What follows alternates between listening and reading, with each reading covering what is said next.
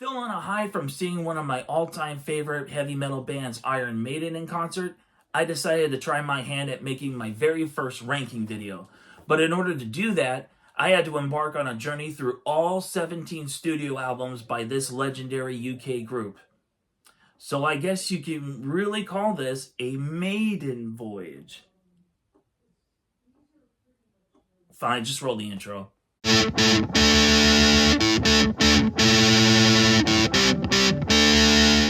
I have to admit, I was late to the party with Iron Maiden. I mean, I've always had mad respect for them. I've heard a few songs of theirs. I appreciated them being a world-class act, and I always thought they had the best album artwork of any heavy metal band. I just simply never made the time to really get to know the band's music. That didn't happen until my early 30s, and when I got into them, I really got into them. And I really understood why that to this day they are such a beloved group across borders, across languages, and across generations. So they were indeed a bucket list band for me. And me and my wife actually got to see them in concert in Los Angeles at the Forum this past October. Ever since then, I've had this need to fill in the gaps in my Iron Maiden studio album collection in my ongoing quest to rebuild my overall music collection. And I have to give a shout out to Darcy over at Six Strings Nine Lives. He did a ranking video for Iron Maiden recently, and hearing him talk about the group just really inspired me to want to make my own ranking video. How this is going to go down is I'm going to be ranking Iron Maiden's albums from my least favorite to favorite. And this is not going to come from a place of objectivity. I'm not a professional critic. I'm just a fan. Don't take anything I say here as gospel, okay? This is just me being a fan and just sharing. Nevertheless, this proved to be a daunting task because, as Darcy stated in his video, Iron Maiden have never really made a totally bad album. They don't have that one big embarrassing blunder on their record like some other legacy bands do. They've never made a Saint Anger or a Cold Lake or a Turbo, which is great for them, but for me, it's like, eh. My goal for this ranking is A, go back and take in each album in order, and B, since I was a late bloomer to Iron Maiden, I figured that my ranking would be a little bit different from somebody who, who's been there from the very beginning, and that would make this video interesting to watch. All right, with that out of the way, let's get to it. Number 17, I don't think it's going to be that big of a surprise, but I had to put this one at the bottom of the list simply because I haven't spent as much time with it as some other records. That is The X Factor. Originally released in 1995, this was the first studio album with singer Blaze Bayley after the departure of longtime vocalist Bruce Dickinson.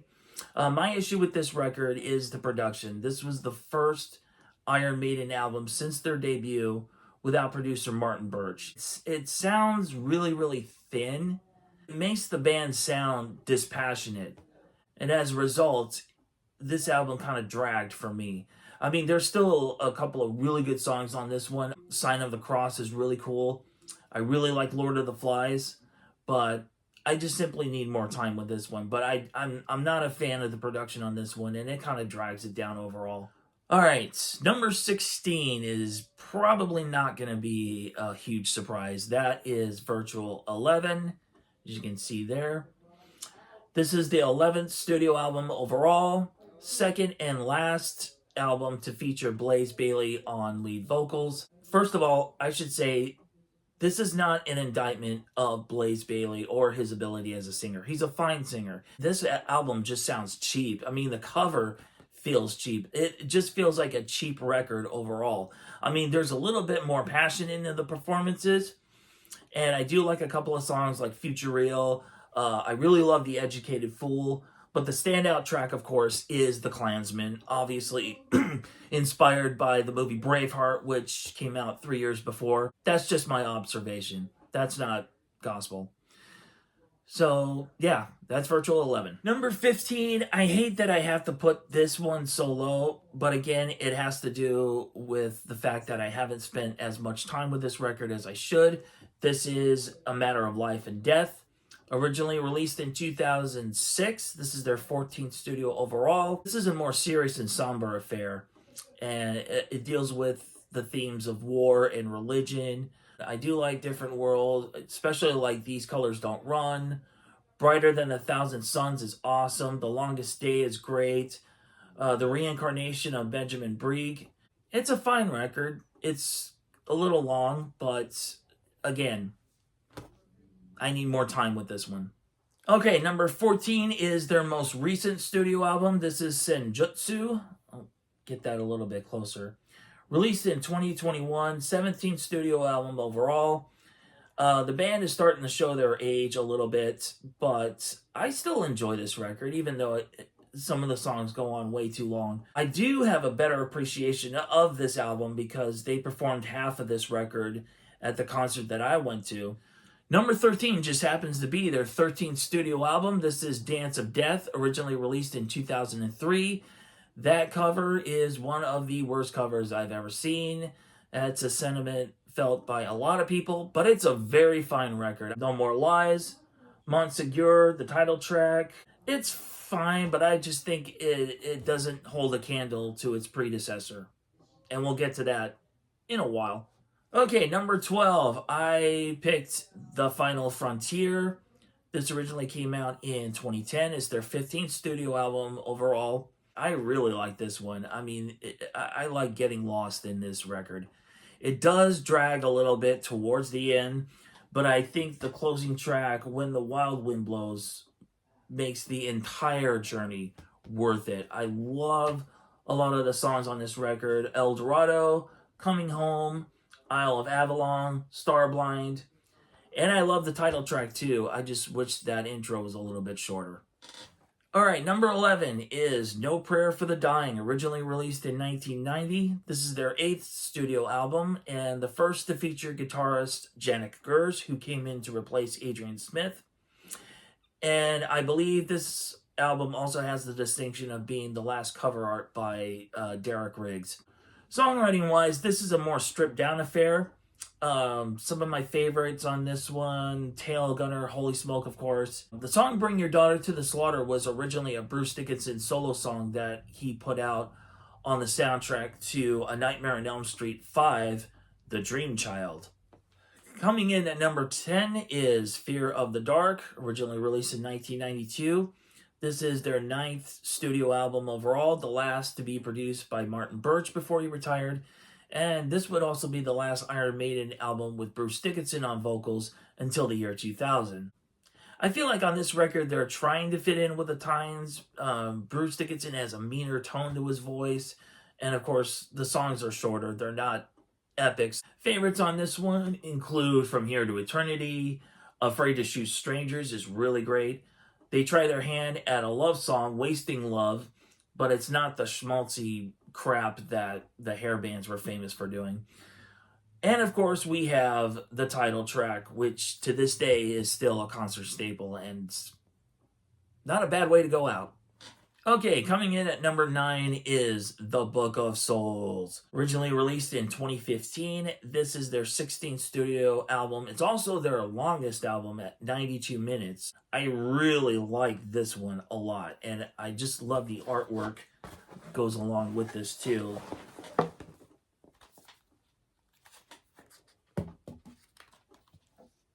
How cool is that?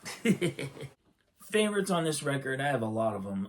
If Eternity Should Fail, Speed of Light, The Red and the Black, the title track, Tears of a Clown, really great song, really hard to listen to because it was written about Robin Williams. I know a lot of people will think that this is overlong, overindulgent.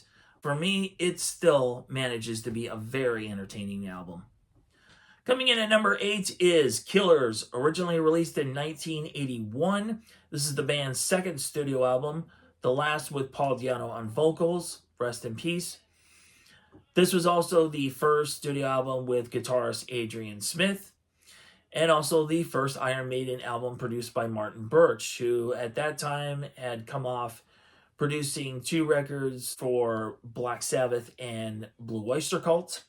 Iconic artwork by Derek Riggs. Favorites of mine include Murders in the Rue Morgue, the title track, Another Life is great, Wrathchild's another classic. Like I said, iconic stuff right here. Coming in at number 7 is Seventh Son of a Seventh Son, originally released in 1988. No, that was not intentional. That's just how things worked out. Seventh studio album overall. This would be the last one to feature Adrian Smith on guitar until 2000. And this is also their first concept record. Favorites on this one include Infinite Dreams, Can I Play with Madness, of course, The Evil That Men Do. I really love The Clairvoyant, and the closing track, Only the Good Die Young. Coming in at number 6 is the very first Iron Maiden album that I ever listened to, and that is The Number of the Beast, originally released in 1982. This is the first Iron Maiden album to feature Bruce Dickinson on lead vocals. What else can I say about The Number of the Beast? It's The Number of the Beast. It has the classics, of course, like The Prisoner, the title track. You also have Hallowed Be Thy Name, Run to the Hills. Favorite deep cut of mine is 22 Acacia Avenue. I have 2 copies of this album. I also have it on CD as well. The reason why I bought this vinyl is because it is a 40th anniversary edition. It not only includes The Number of the Beast, but it also includes The Beast Over Hammersmith, which is a concert record that originally came out in a box set in I believe it was 2002. The triple gatefold with some classic artwork and some liner notes by Steve Harris, the bass player. It's a 3-record set. Another selling point for me with this vinyl is the fact that on the album proper, they switched out the song Gangland for the Run to the Hills B-side Total Eclipse. So it's not like I'm getting the exact same record twice. I mean, look at this. It's beautiful. All right, at number 5, I chose Iron Maiden, the debut studio record, originally released in 1980, with Paul Di'Anno on vocals, Steve Harris on bass, Dave Murray and Dennis Stratton on guitar, and Clive Burr on drums. This is a phenomenal debut. It's the debut of Eddie. It is solid from start to finish. You've got Running Free, Phantom of the Opera, Transylvania, Charlotte the Harlot, the song Iron Maiden, still a staple of their live set. Strange World is a deep cut that I really, really love. Heavy metal does not get any more iconic than this. At number 4, I chose Peace of Mind. This is the band's 4th album, released in 1983. This is also the debut of drummer Nico McBrain, who is still with the band to this day. I love every song on this record. Of course, everybody knows The Trooper, but I love the opening song, Where Eagles Dare. Revelations is another classic. Flight of Icarus was another hit single. And of course, there's the closer, To Tame a Land, which was based on the book Dune. This is just an amazing record. What else can I say? For number 3, I chose Brave New World, originally released in 2000. This is the band's 12th studio album and the triumphant return of Bruce Dickinson on vocals and Adrian Smith on guitar, retaining Janet Gurr, so that makes Iron Maiden a 6-piece. This is also the first studio album produced by Kevin Shirley, who's been producing Iron Maiden's records ever since then. Comeback albums do not get any better than this one. The band sounds incredible. The songs are amazing. You have The Wicker Man, Ghost of the Navigator, the song Brave New World. I'm getting goosebumps just thinking about these songs. The Mercenary, The Nomad, Out of the Silent Planet. I fell in love with this record when I first heard it, and still one of my absolute favorite Iron Maiden records, for sure. My second favorite Iron Maiden album is Power Slave, originally released in 1984. This is their 5th studio album. Get a load of that cover. I love that artwork, man. I'm a huge fan of Ancient Egypt, so I got to get this on vinyl because I want to just stare at this record for hours on end. But I'm on the fence about that 40th anniversary Zoetrope vinyl. So if you've got that one, let me know how the sound quality is. That way I can make an informed decision. This is just stellar work. Ace is High, 2 Minutes to Midnight, of course. I love The Duelist. The title track, Power Slave, it's great. and the closing track, of course, being the Rhyme of the Ancient Mariner. So if you're keeping track, you could probably guess what my number one favorite Iron Maiden album is. That is Somewhere in Time, originally released in 1986. This is the band's sixth studio album, and a somewhat controversial album at the time because of its use of guitar synthesizers. But it kind of made sense to do that considering the obvious theme of this album and this incredible artwork. This is my favorite Iron Maiden album artwork here. That's the back cover. Incredible. Obviously inspired by the movie Blade Runner. I absolutely love the sound of this record. And the songs are amazing too. I mean, you have Caught Somewhere in Time, Wasted Years, Sea of Madness. That's a great deep cut. Stranger in a Strange Land, Heaven Can Wait. This particular vinyl is a reissue. This is actually a Walmart exclusive. Let's take a quick gander at this. There's the printed inner sleeve, photo of the band, all the lyrics. Oh, I guess I should show the vinyl itself too. There you go. Cool. This is definitely a 2024 reissue because it also came with this lenticular print for the Future Past store that we got to see. And because it's my number one favorite Iron Maiden album, of course, I have this on CD as well. You know what I'm just realizing now? My top two favorite Iron Maiden albums, I actually bought CD copies of both of these at the same time at a Barnes & Noble when I was visiting my grandmother back in 2022.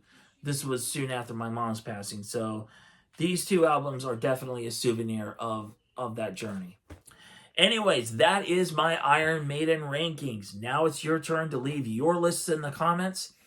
And another shout out to Darcy at 6 Strings 9 Lives for inspiring me to make my own Iron Maiden rankings. If you want to watch his video and see his list, I'll put a link in the description below. If you're just joining us, my name is Josh, and this is Brain Pollution, a celebration of physical media.